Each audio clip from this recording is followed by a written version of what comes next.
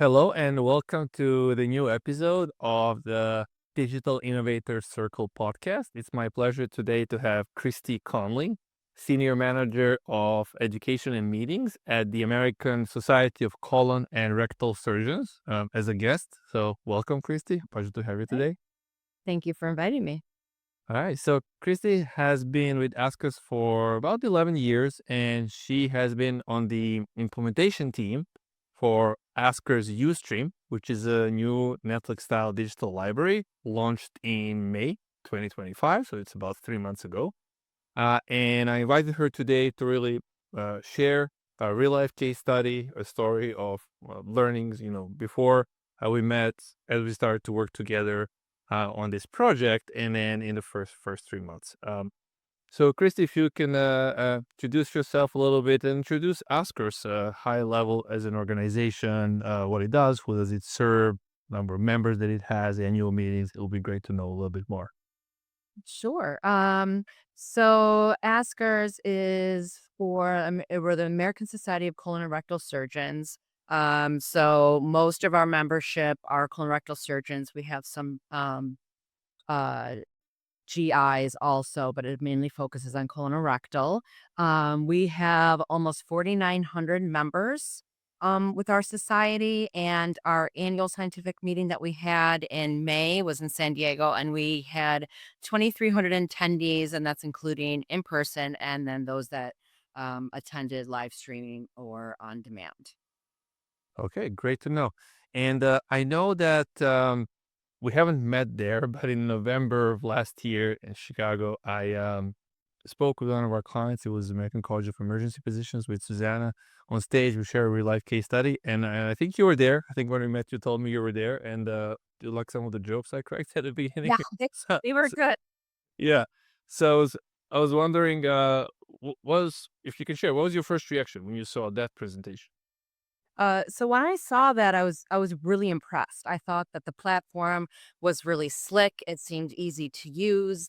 Loved the AI interface with that, and just the accessibility of how you could go in and if you had just a few minutes, you could go in and watch a presentation, and come back to it later. And then it was really neat how it all was put together, and the look of it was very, very impressive. And also just from the colleagues that you worked with on this, how what a great experience that they had as well. Oh, great to hear, and thank you for that. All right, so let's discuss a little bit uh, about your context as a team, as askers, when it comes to content and digital education before we met, because I think it was about maybe earlier this year that we had a first meeting. So where were you when it comes to the overall situation with digital education, starting with conference recordings as well as other types of content that you have?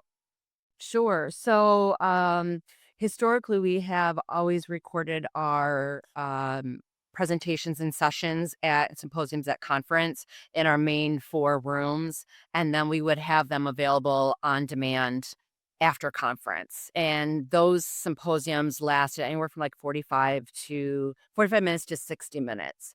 However, we found that educational research shows that the average adult, our attention span is about 20 minutes to stay focused on something. And our members have been asking for a different type of educational learning in smaller snippets. So we wanted to find something for them that was more flexible, and fit into their schedules better. Example, if they're in between cases at the hospital, they can catch up and watch a presentation on IBD before they go into their next case. Got it. And then, so you had, and I remember various types of content. We have conference content, you have video library, you have webinars. And so, how was that content starting with conference recordings? How was it delivered uh, in the past before this new digital library? And what were some of the challenges you were facing at the time? So we would record them and provide them on demand. So anybody who registers for our annual meeting automatically has the on demand access to them afterwards, to watch sessions that they might have missed, and to also acquire additional CME from presentations and symposiums.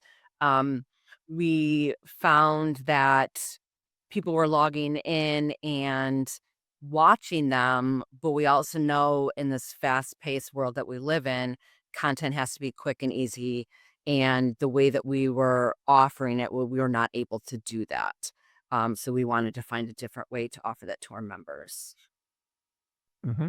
And was there anything in terms of engagement, user experience, searchability? Was there any feedback that you were getting at the time from your members? Sometimes I hear also associations, especially lately, talking about younger members and need for modernization.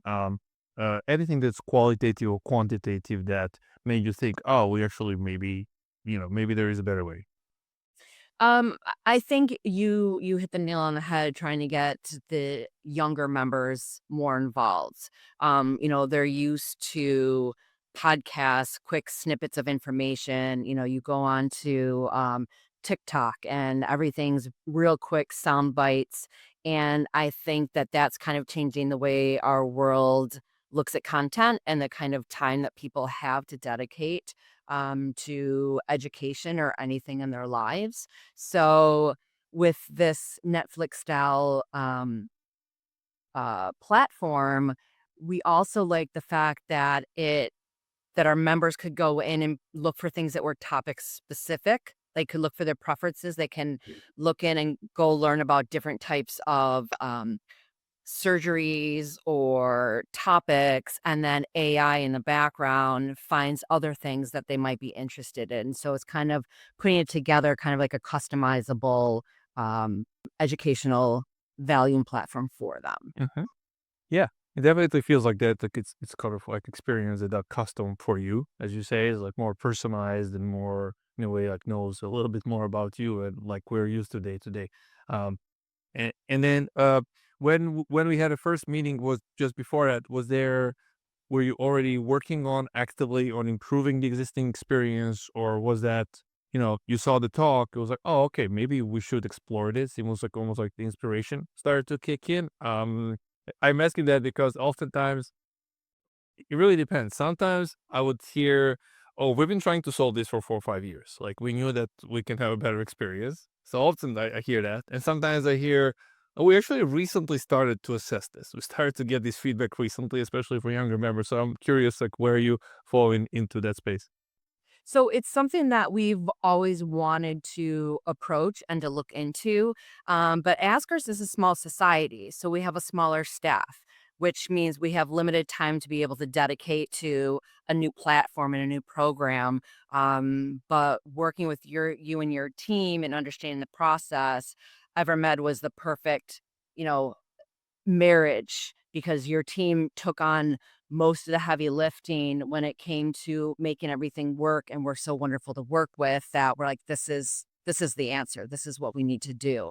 And we also wanted to make the annual meeting content, we wanted to make the usage and relevance of it to repurpose for later on rather than right after the conference. We wanted to have like standalone segments while attendees could still get additional CME.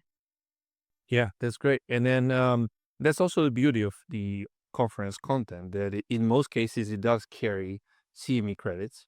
And so for doctors, it's fresh, it's relevant, it's there. And, oftentimes they don't watch it because of the way it is delivered and there's no curation engine and email. And so, but they do want to watch it. And societies are sometimes surprised when they see how much people or users, members, non-members watch it because they're Yeah, also CME credits. Um, absolutely. yeah, I think also, you know, it, you know, they want to watch it, but do you have 45 to 60 minutes in your day that you can dedicate to find that one talk you wanted to listen to? But with ASCRS Ustream, you can go in and just find the talk and listen to it. You don't have to, fast forward or scroll to find the content that you really need. So it's really quick and accessible for them. yeah. I love hearing that because I agree the long form content that's also hard to find and scattered is real a real pain point. And then doctors really, even though they would want to get the right information and watch a video from the association because they trust the association the most, then they sometimes get frustrated and they're like, okay, I'll go somewhere where I know that content may not be as trusted as a high quality, but the user experience will be such that I could find something quicker, faster, easier. So I go there or for profit or some other website. So that's like really one of the reasons why we do what we do, to make that content shine, and so that it matches the content experience, matches the quality of content and the clinical relevance.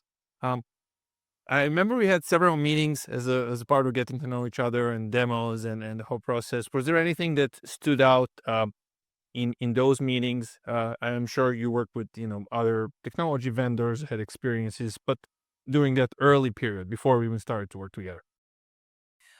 Yeah, so I've worked with many launches of different platforms, and you always hear, we're going to help you, we're going to be there, and we heard that from you and your team, and sup wonderfully surprising was that you guys stood by that. It wasn't an additional fee for this or no, what we meant by XYZ is this. So, working with your team was seamless. It was professional. We had fun. We all learned together. It was very, very seamless. And I've never had that with any other product launch or platform launch before. What you guys say you can do and you're gonna do it. And it was just a very surprisingly pleasant experience. Hi.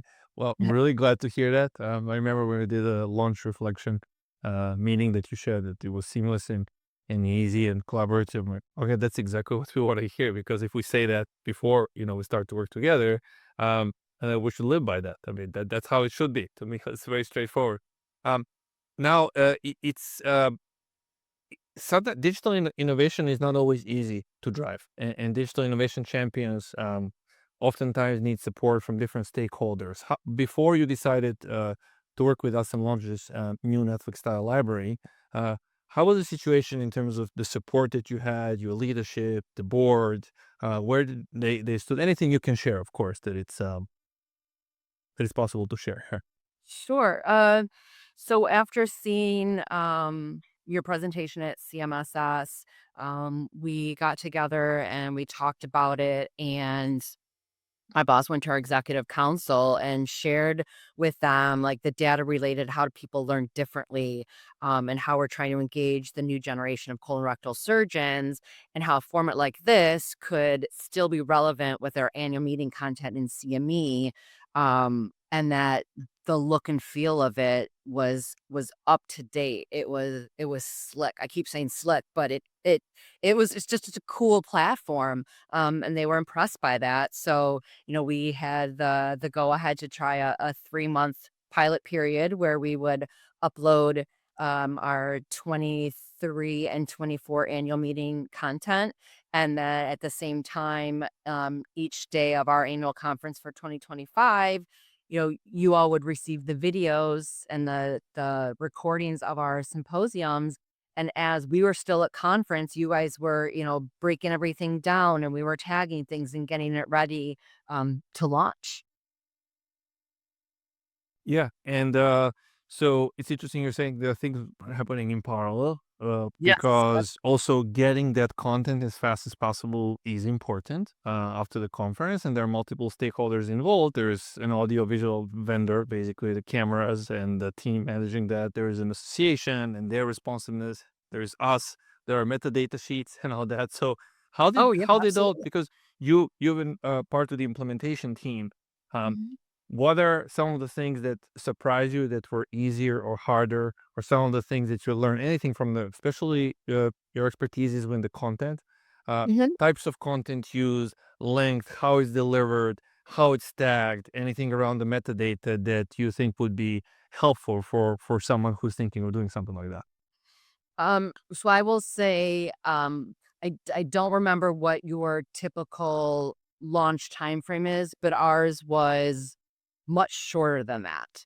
From conversations that we had, our timeline was very tight because we wanted to launch, you know, generally, a couple weeks after our annual conference, so it was still fresh in people's minds. Um, working with your team beforehand and delivering the metadata to them from the 23 and 24 annual meeting was seamless. They needed your team needed certain information and tagging, which we were able to send to some of our surgeon members, and they tagged everything. I was able to go out and get bios and photos of some of our physicians, so that we could have, our expert speakers when we went to launch. And, once everything was in the document that was shared with us in that Google Doc, your team took it and uploaded. And I was really, really impressed with the editing that your team did. Excuse me, that your team did, because not knowing the content and not knowing the medical terminology that's being used, your team was phenomenal in seeing, okay, this is one talk and a break. Now here's the next talk. Cause some of them, some speakers run over on time, and, it's hard to kind of find where that divide is sometimes. And your team really took care of doing all of that and was very accurate on what was provided back to me, for me to check and to, verify that things were correct. Yeah, and I remember that there was a lot of work involved that to get that right, and especially the expert feature that you mentioned is a feature that you don't need to really launch for this, but if you do, it's beneficial because it does. And it was actually an idea of one of our clients. It's very interesting that yeah that it kind of does two things, right? Because you want to give visibility to your speakers, and we call that feature an experts, and but you also want to give your end users option to follow specific doctors. And it's interesting, like in the medical space, like in any other spaces, sometimes we like to see content from specific doctors, specific speakers, because and then really follow them and do that. So I'm very glad that you decided to use that feature. And then when it's anything related to the CME credits that surprised you or that you learned that was different in this implementation versus any other implementation. Um, so the one thing that we learned is that we needed to go outside of the system to claim for our doctors to claim their CME. The platform does not provide that currently. So we had to go outside and use a different type of survey so that we could then manually provide certificates for credit. So, we've had discussions with you and your team on just taking that and making it part of the platform so that doesn't have to manually be done, would be a huge like a huge lift off of our shoulders on manage that. Hmm. Got it. And anything you can share in terms of uh, monetization, as you mentioned a little bit how this content was offered in the past, whether it's bundled or not bundled, or subscription, not subscription. Um, and anything that you learn from this process, or that you notice that is different, or that now with the new library that you could potentially do different, or it opens up the door for something else. So I think that there's definitely ways that we can grow with this information in the platform, by getting our corporate development team involved and seeing ways that we can um, have sponsorship, additional revenue that would come to the society, which, every society is always looking for additional revenue streams. So we haven't really dove into that yet, but that's something that, are definitely going to look at in the future to see how we can do that. Yeah. I'm glad to hear that because it's interesting sometimes when just this idea of consolidating as much as content as possible opens up the door to something like that. Because if content is scattered, it's very hard to even think like mentally to process like what are all the options, everything that we can do. But once content starts to get consolidated and it's easy to use, and there's flexibility on how content can be packaged. Suddenly, all these ideas that are strategic and creative come together. It's like, oh, okay, maybe there's a subscription. Maybe we can bundle in membership. Maybe we can bundle with annual meeting. Maybe there are institutional buyers, hospitals, things like the annual manual or digital um, sponsors that are year round, not only at the conference. I'm just looking at the platform right now. That's why I was looking on the side. Oh, So, really? do you want me to? Let me just Show show them? it. Show it, Yeah, there yeah, you go. because I wasn't planning to, and that's why it took me some time. But yeah, this is ASCRS Ustream. I think this is a website, so it's methods of colorectal surgeon, and I can see the featured collection. And I won't go into a demo here, but as you were saying about experts feature, you just I started to think about it because this kind of visibility to your speakers and me as an end user being able to follow the speakers. So it's really great, and especially what I really like about it is that in the area like surgery, just having these videos and especially those procedures and being able to learn, especially for younger members, it's it's a craft, and being able to do that and learn is just yeah, like you're looking over someone's shoulder. Right, Yeah, no, over you feel like you're there doing it with them, and the procedures, medical procedures that are presented at conference, those are some of the highest attended sessions because people wanna see how do people do it, and they wanna be, in it. And one thing I will say with these experts is that we did change the way, so when I invite the speakers for a conference, we did add a question to other forms that they have to fill out, is to, if you want to be part of our new ASCRS Ustream, provide a photo, provide a bio, give us a description of your specific talk. So that way we can collect all of that up front and then be able to kick it out on the back end to be able to upload for the next year. So it's given us ideas on how to improve our collection, our data collection as well, that we can then move seamlessly into, moving forward for future meetings. yes, and that is interesting because some associations do have bios and photos up front. I would say it's more common to not have that and then realize, oh, actually, that could have value in the setup where you're showcasing your speakers and experts. And of course, it does take more time. And of course, it's an addition to the workflow. Like apart from collecting the videos and slide decks, then like we need to collect those speakers. But it is valuable. And then it also some of these results appear in search and it enhance the overall experience. And I know that you also um, are using the email engine.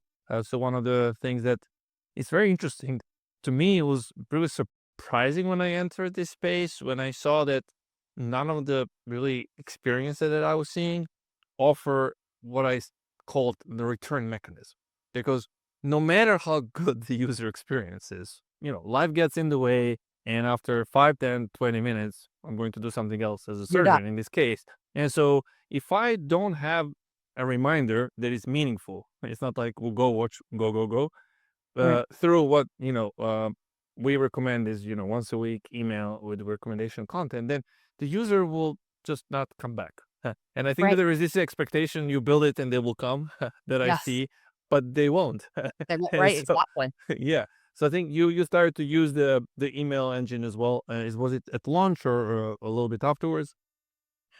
We used it at launch, and what was great, working with our team and also, the marketing we're able to do on our side is that we're able to because again, with these experts, we're able to say, or even not even the experts, anybody who's on there, we're able to say, come see this talk that Dr. XYZ presented, like to pull out specific talks and specific topics, going in and looking at the admin portion of AskR's U and seeing what are the top talks and presentations that people are looking at, that gives us valuable information to see, what do people really want? One thing that we were all kind of laughing at is that, of one session that we during the conference, it's very few people that attend it, but everybody wants it. So when it's electronic online, it's our number one highest watched video. So, everybody says they want this, but visually at conference, we don't see that. But now we see, yeah, it's out of over 200 and I think we have like 240 presentations on there. It's the number one watched and searched for. So, you find out interesting little, tidbits that by also having the resources that you've provided on seeing the interaction. That's super interesting. I didn't know that, and I would wonder what the reason is. If you discover some insights, I would like to hear and love to hear in the future. I sometimes hear from speakers, "Hey, I wanted to watch this, but then I ran into a colleague in the corridor." Right. So even Right. for the people that attend, they want to have access because they Yeah. will not possibly be able to divide themselves in four parts and be in four Right. different rooms at the same time, as you Right. said. So Absolutely. yeah, Yeah, and and using the having the on-demand afterwards, not only having it, you need to dedicate 45 to 60 minutes to watch it, but with, ASCRS Ustream, we were able to put up content for 3 years. So if somebody was at our 2025 meeting, they're able to go in and see all of the content from 23, 24, and 25. If somebody wants to purchase it, they can go in and see those 3 years as well, when historically, we would just have the 2025 up on demand, and the 23 and 24 was kind of gone. So now it's, reinvigorating the science and the presentations and our speakers in a whole new way. It's more content for them. yeah, and it's interesting you say that because sometimes there is this notion that the content gets old quickly. Mhm. And we have definitely proven that that doesn't happen with conferences because there's no way, mathematically speaking, that that a surgeon that is staying up to date can consume everything that they need to stay up to date in 2 days. It's just impossible mathematically. There are not that many hours in the day. So this kind of way of curating content and over the many weeks to come, they do Yeah. consume that content, but in a piecemeal way. Yeah. So it's really important to be able to deliver that. And then there is this other side of it. I noticed that in medicine, sometimes there's a major clinical landmark study that is 3 years old. All right. Something happened Absolutely. 2 or 3 years ago, or a new technique or a new procedure. And you want Mhm. to see that when it was presented because it hasn't really, there is no major innovation in a year or two. It's a short Right. period. And so Right. having all of that in one place, like, why not? I can then, as a Right. surgeon, search and find what I need, and independent of whether it's like last 6 months or no.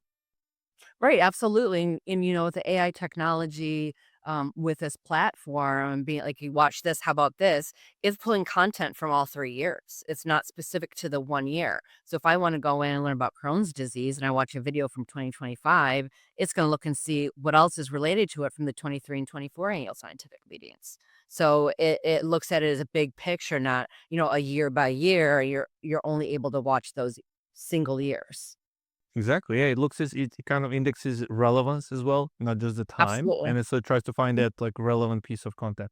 Um, Yeah. all right, and then you recently launched the platform. It was right after your annual meeting, and can you share some of the like, initial moments? First of all, you internally, you were the first one to have access to the platform. You and your colleagues, and then maybe of the members that had early access, and then early kind of feedback from the users.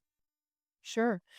So, you're working on this and you're giving the metadata and you're doing the tagging and the photos, and then, your team is working in the background, and we're all like, "God, when are we gonna see this? We wanna see this." Like, I can't imagine it's gonna be shown to us and it's gonna be perfect like it was when we watched it CMSS, and you guys showed it to us, and it was everything that we wanted it to be and everything that you promised it was gonna be.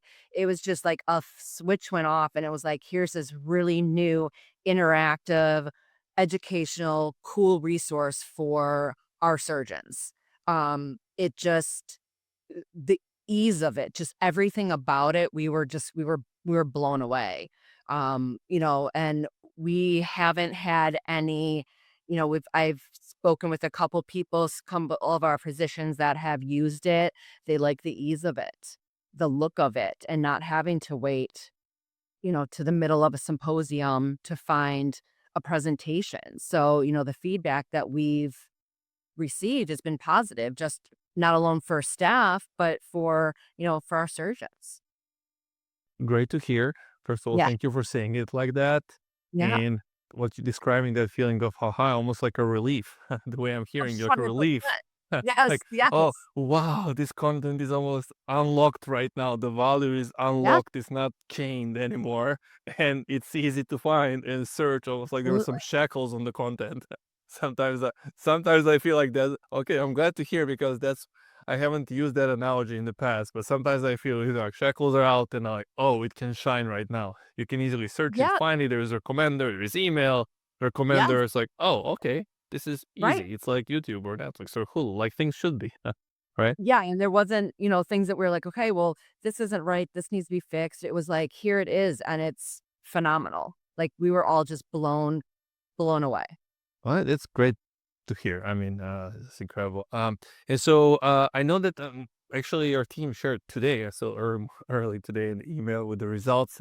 Any results that you want to share? I know they shared on the engagement time and email. I saw NPS score also. So anything you feel comfortable sharing? If not, totally fine. What I wanted to ask. Yeah, so, we were hoping for 500 users on the platform. And we've got about 200, 150, 200, which is, well, we have about, I think it's 140. And typically we're at about like 200 when we would do the symposiums. So we've been thinking about that, and we think that, a lot of it has to do with it's summertime. People are checked out, they're on vacations. Colorectal students start with their program directors towards the end of August. So that's when they're going to really start ramping up with their education and learning, and following recommendations from their program directors on what they should be watching, what resources they should be looking into. Um, so we think that there's going to be a definite uptick after that, because we want to move forward with this. We like the platform, and like I said, summertime. It's hard. It's hard to get people engaged throughout the summer, when people are in different schedules. The school year hasn't really started back up yet, so I mean, we think it's a great platform, and really want to get our members more engaged in that. Yeah.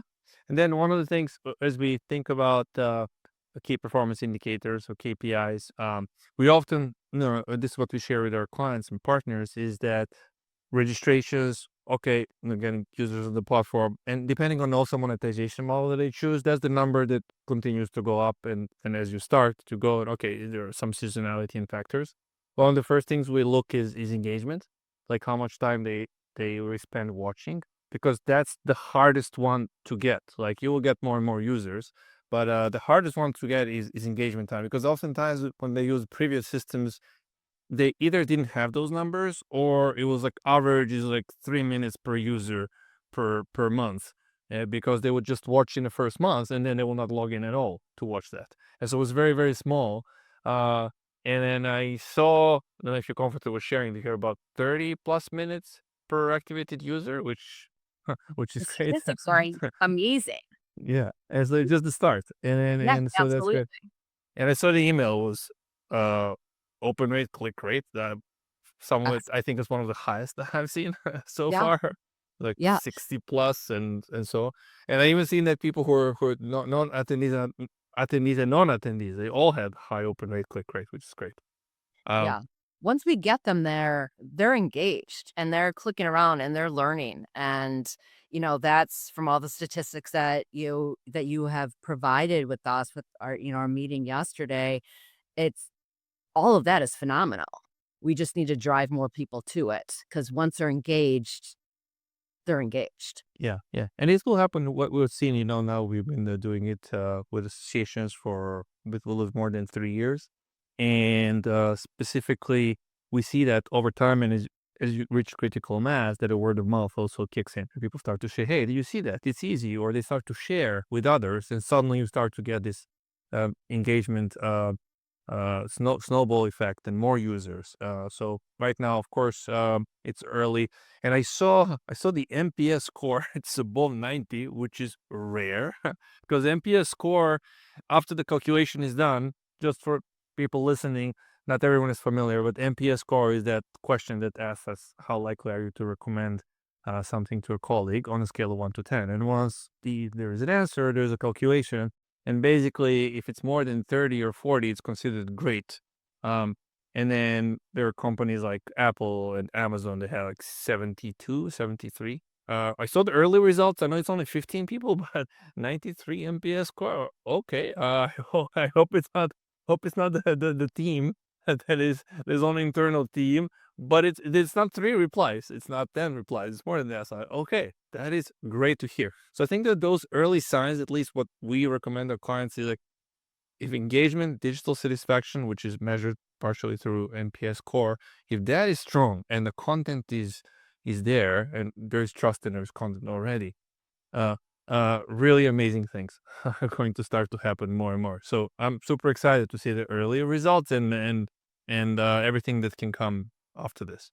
Um, Great. And then for other associations or uh, education professionals working in other medical associations that are thinking about innovating or thinking about modernizing their digital education, what advice would you give to them now that you went through that experience and Mhm. you've seen what's possible? What would you tell them? And especially also what you tell them also to their managers, executive teams, Yeah. because everyone will be involved in the decision.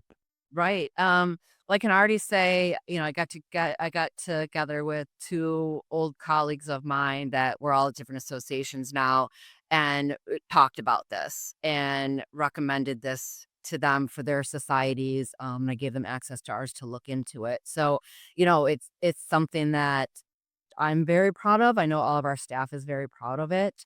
Um, we're just excited with the collaboration that we've come with you and your staff and all of us at ASCRS.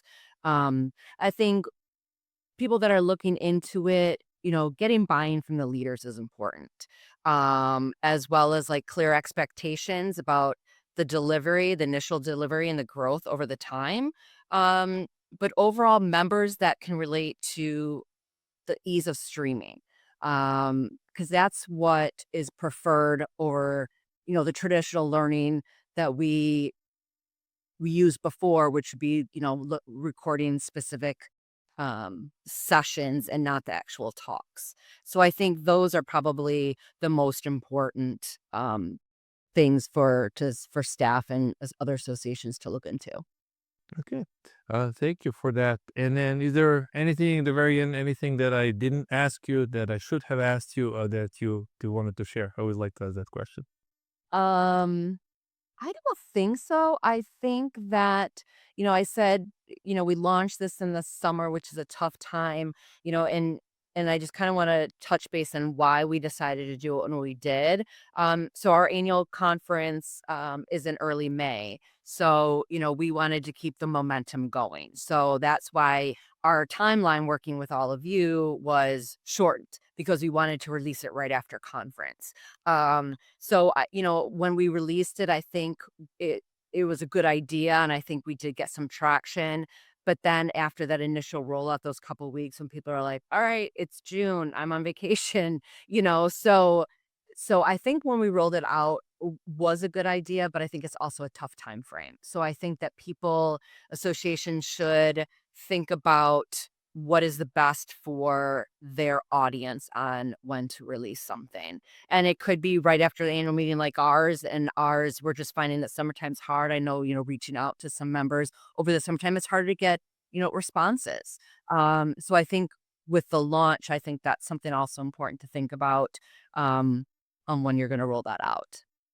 Yeah, and definitely. And it's also a first year. One thing I'll share in that from working with other associations is that especially when they're bundling content with the annual meeting. So then in the second time they do it, the third time they do it very actively, for example, during the conference. A very active promotion so that sometimes there's a giveaway so that during the conference you get 70% of people already to be on the platform during the conference, and in the QR codes, in little booths, and in every first slide that is shown. So there's like join ASCRS Ustream, you get access to the on demand, especially if you're offering it as a bundle to the annual meeting for free.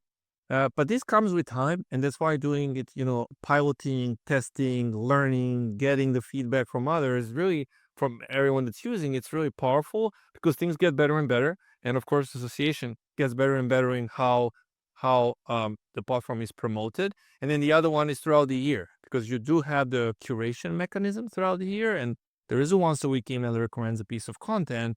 And the summer is over, suddenly you start to see more and more people watching and that effect of them telling other people as well. Right. uh yeah, I'm excited about what's ahead. I know it's early, and I really want to have this experience and accessible to others, and thank you for doing that. Thank you for Yeah. sharing the experience, and hope in a You. year from now we'll continue the conversation and see how it has evolved. uh Absolutely. yeah, and really thank you. Great. Thank you so much. It's a pleasure.